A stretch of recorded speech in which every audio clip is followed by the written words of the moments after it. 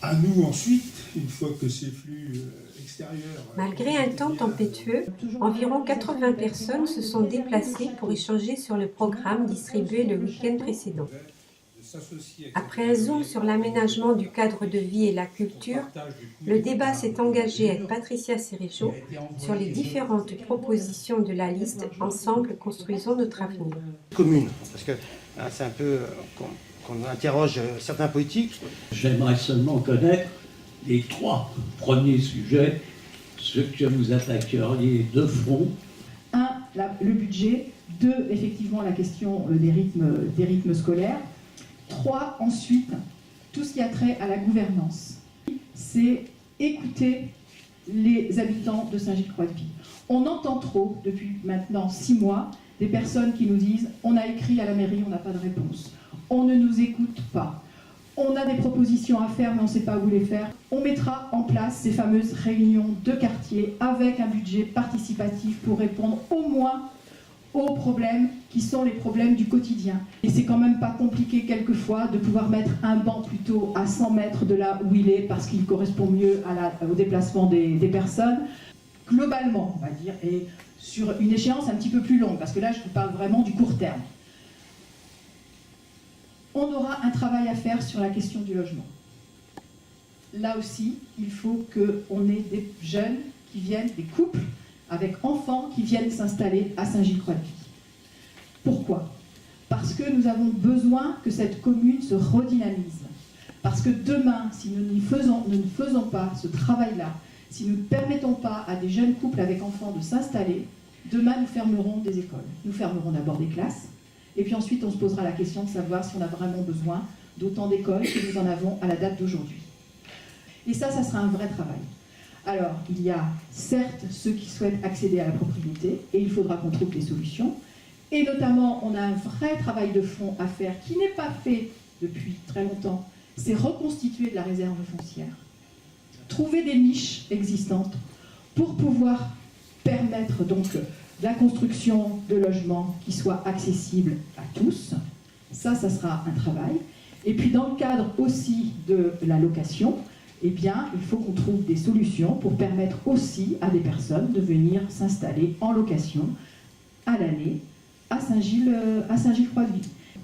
Eh bien, 76% des actifs de Saint-Gilles-Croix-de-Vie, des personnes qui travaillent, prennent leur voiture pour aller travailler ailleurs qu'à Saint-Gilles-Croix-de-Vie. Il faut en tenir compte. Et quand on parle déplacement, quand on parle transport, ça fait aussi partie de l'aménagement de la vie, du quotidien des habitants de Saint-Gilles-Croix-de-Vie. Mais en même temps, être ambitieux, ça veut dire aussi permettre que des entreprises locales travaillent. Et si nous, collectivités territoriales, nous n'avons pas cette ambition d'investissement, eh bien, nous mettrons aussi en difficulté des entreprises locales qui viennent soumissionner sur des marchés publics pour pouvoir faire soit de la réhabilitation, soit de la construction. Il y a une police municipale qui existe. Ça fait partie là aussi de leur mission que d'être présent sur le terrain. Donc on veillera à leur présence sur leur terrain. Et on leur demandera aussi, en ce qui concerne les incivilités, on peut les connaître de temps en temps, de jouer aussi le rôle de la médiation qui est absolument nécessaire. À tous, puisqu'on est dans le cadre, Rachel l'a dit, on est là aussi dans le cadre d'une mutualisation qu'il va falloir savoir développer pour pouvoir avoir une offre culturelle qui soit la plus diversifiée possible et qui soit aussi accessible. Alors accessible à tous les niveaux, artistiquement bien entendu, mais aussi financièrement, parce que développer une politique culturelle, c'est pas seulement pour donner la possibilité à certaines personnes qui en ont les moyens d'y accéder, mais c'est aussi donner la possibilité à toutes les personnes qui en ont envie de pouvoir y accéder. Donc il faudra aussi qu'on sache développer une vraie politique d'accessibilité pour permettre à un maximum de personnes d'en profiter. Le centre socioculturel est quand même un élément très important dans le domaine de l'animation, là aussi, de l'accueil de jeunes, 2 lieux aussi dédiés à différentes manifestations culturelles, ouverts bien entendu à des artistes locaux et au-delà. Il fera partie intégrante de ce qu'on appelle la politique culturelle, mais aussi la politique d'animation.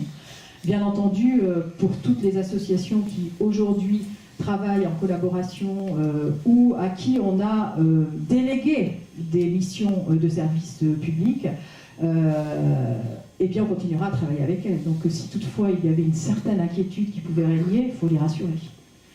On travaillera bien entendu avec elles. La bibliothèque de Saint-Gilles-Croix-de-Vie, c'est 2400 abonnés, c'est quand même pas rien, et qui est un lieu référent dans le domaine de la culture. Eh bien, il nous faudra là aussi travailler pour pouvoir donner sans doute plus de moyens à la bibliothèque pour qu'elle fasse son métier de réseau de lecture publique, qu'elle ne peut plus faire à la date d'aujourd'hui, c'est-à-dire soit initier, soit participer à des grands moments d'action culturelle. Réunion vendredi 21 février, et donc là on parlera plus spécifiquement de l'économie et la citoyenneté, monsieur. Et puis le 7 mars, une autre réunion